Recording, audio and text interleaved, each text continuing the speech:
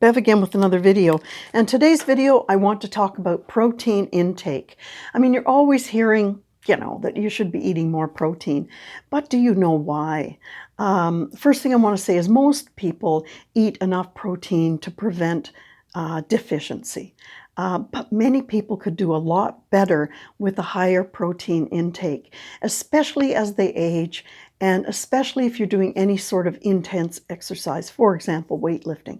So I want to talk about protein intake in terms of three things: hormones, thermogenesis, and nitrogen. Now, hormones rule the game, let me tell you. You are not just what you eat, your hormones are what you eat. So, in terms of protein, what does protein do to hormones? Well, it's going to keep you full for longer because of hormones. It's going to reduce the I'm hungry ghrelin hormone. It's going to boost the I'm full peptide YY hormone, and this is all going to help you with any snacking and cravings that you fall victim to, okay? Now, the second thing is thermogenesis, and when you think of thermal, you think of thermal, which is right. I'm talking about heat, because when you eat food, there is a heat effect or a thermal effect. And the interesting thing is the three macronutrients, protein, carbs, and fats, all have a different thermal effect in your body. And I guess first of all, let me say digestion, it has to use calories to break down food, to process it and to make use of the nutrients in it. Now, most things in your body, you want them to be efficient, right? You want your metabolism to be efficient. You want your blood flow to be efficient, all those sorts of things. But you don't want your food digestion to be efficient. You want it to be inefficient, right? You want your body to be able to deal with the food you eat slowly, not so fast that it can't deal with it, so it sends it off to fat cells, right? So we want it to be inefficient, and the most inefficient macronutrient is protein. Protein increases your calorie burning and your fat burning for that reason. And 25% of the calories that you eat out of protein is used to burn that protein or to break that protein down. So for example, if you eat 400 calories of protein, 100 calories of that will be used just to break it down. That is not true of carbs and fat. They're closer to 5, maybe 8% max. So for instance, if you were to eat 400 calories of pasta, you'd only use 20 calories to break it down. So wow, it just travels through really fast. And that's why I say protein is better for calorie burning and fat reduction. What else? Nitrogen.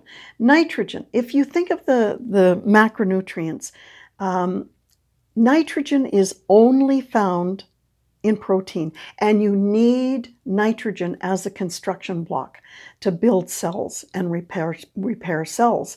So protein has carbon, hydrogen, oxygen, and nitrogen. When you look at carbohydrates, it has no nitrogen. It has carbon, hydrogen, and oxygen.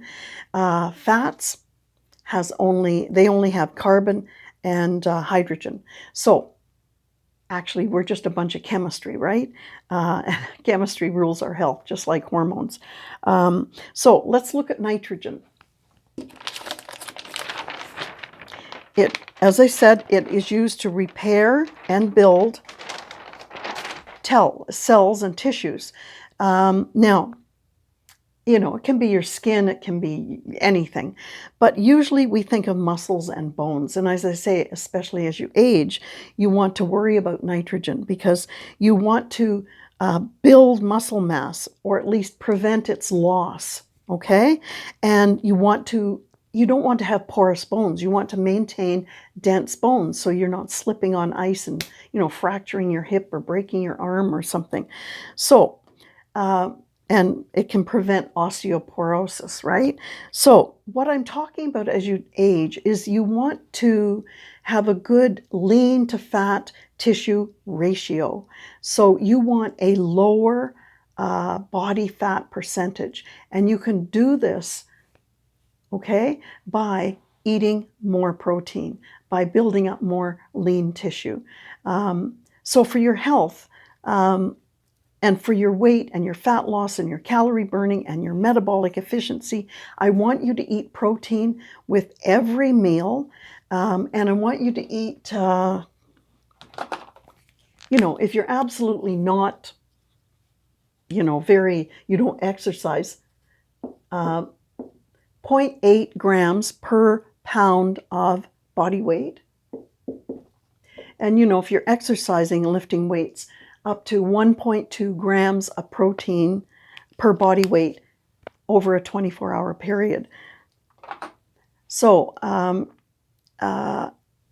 if I think what I want you to do, I said, is eat protein at every meal and make sure that you eat enough in a 24-hour period to meet your needs. What you should do is track how much protein you eat in a day. And I will bet, well, you know what? I'll bet my left bicep that you are not eating enough. Okay? Let me know how much you eat, and I'll see you in the next video. Bye for now.